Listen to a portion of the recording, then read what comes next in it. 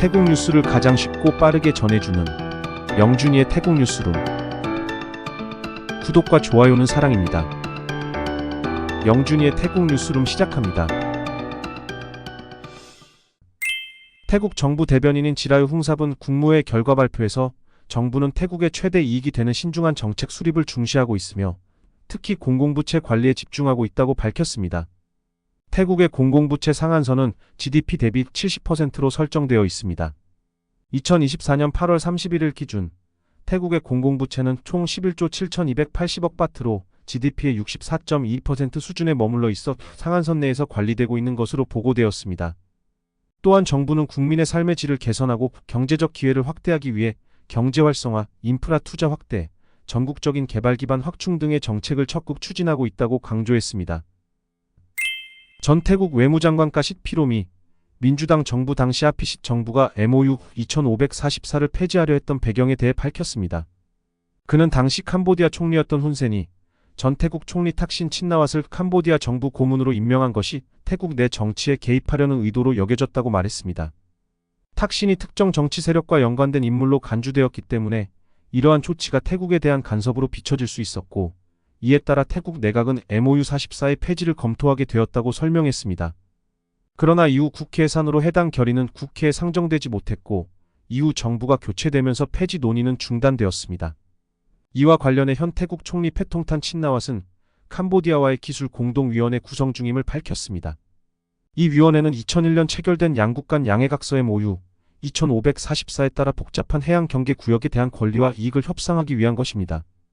패통탄 총리는 2주 내에 이 안건이 내각에 상정될 것으로 예상하고 있습니다. 스즈키는 2026년 태국 정부의 경차 지원 정책이 종료됨에 따라 현지 생산을 중단하고 대신 인도네시아와 일본, 인도 등 해외 생산 기지에서 차량을 수입해 태국에서 판매할 계획입니다. 현재 태국에서 스즈키가 판매하는 주력 모델인 스위프트, 시아즈, 셀레리오 등이 경차 범주에 속해 있어 경차 지원 종료가 현지 생산 중단에 영향을 미친 것으로 보입니다. 스즈키는 태국 시장에서 철수하지 않겠다고 여러 차례 강조하며 수입 방식으로 전환해 지속적으로 태국 소비자들에게 서비스를 제공할 예정입니다. 또한 기존 딜러 네트워크와 애프터 서비스를 더욱 강화해 소비자의 불안을 해소하겠다는 계획을 밝혔습니다. 전국 딜러와 협력하여 차체 및 도장 수리센터를 확장하고 있습니다. 현재 스즈키는 총 39개 수리센터를 운영 중이며 2025년 3월까지 50개 지점으로 확장할 예정입니다.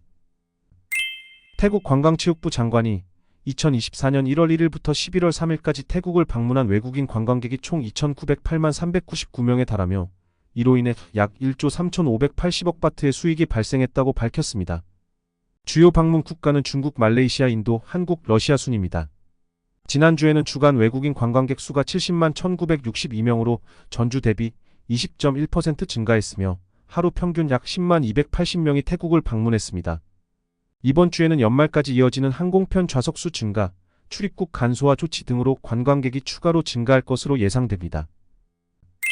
태국전력공사가 세계 각국이 탄소 중립 목표를 위해 녹색에너지, 특히 재생에너지 발전 비중을 확대하고 있다고 밝혔습니다. 태국전력공사도 안정적이고 환경 친화적인 소형 모듈 원자로 기술에 주목하고 있고, 이를 배우기 위해 중국 하이난성에 있는 창장 원전을 방문했다고 합니다. 창장 원전은 대형 및 소형 원자로가 결합된 발전소로 SMR인 ACP100 원자로는 125메가와트의 전력을 생산하며 2026년 상업운전을 목표로 하고 있습니다. 이 원자로는 고압 수형 기술을 사용하며 24개월 동안 연속 가동 가능하고 긴급 상황에서 자동으로 멈출 수 있는 설계를 갖추고 있습니다. 태국 국가통신사는 저궤도 위성통신을 위한 위성통신 게이트웨이를 우볼라 차타니의 시린톤 위성기지에 구축한다고 밝혔습니다. 원앱 저궤도 위성을 통해 최대 10GBps의 속도와 20에서 50ms의 낮은 지연 시간으로 안정적인 고속 인터넷 서비스를 제공합니다. 이 프로젝트의 총 투자액은 약 4억 바트입니다. 위성통신 게이트웨이는 태국을 포함해 필리핀, 캄보디아, 라오스, 미얀마, 대만, 한국, 인도네시아 일부 지역의 서비스 범위를 확장합니다. NT는 2025년 1월 공식 서비스를 시작하며 초기 5만 명 이상의 사용자를 지원할 예정입니다. 태국 천연자원환경부는 야생동물보호위원회 회의에서 2가지 주요 법안 초안을 논의했습니다. 이 초안은 국립공원과 야생동물, 식물 보존 관련 사항으로 물왕도마 뱀과 제비집 수집 허용에 대한 법적 지침을 포함하고 있습니다. 첫 번째 초안은 물왕도마뱀을 야생에서 사육할 수 있는 63번째 종으로 추가하는 내용입니다.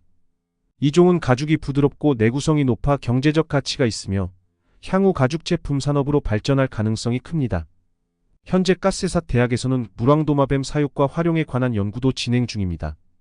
두 번째 초안은 제비집의 합법적 채취를 허용하는 것으로 일반 제비와 검은 제비의 둥지를 수집할 수 있게 합니다.